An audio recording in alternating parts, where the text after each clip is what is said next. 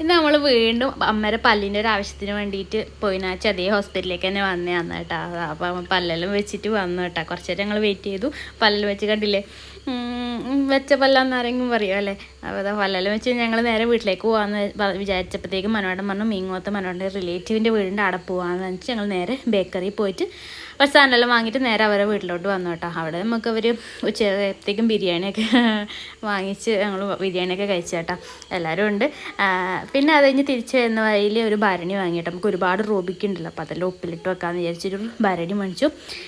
പിന്നെ ഒരു കലവും വാങ്ങിച്ചു കേട്ടോ.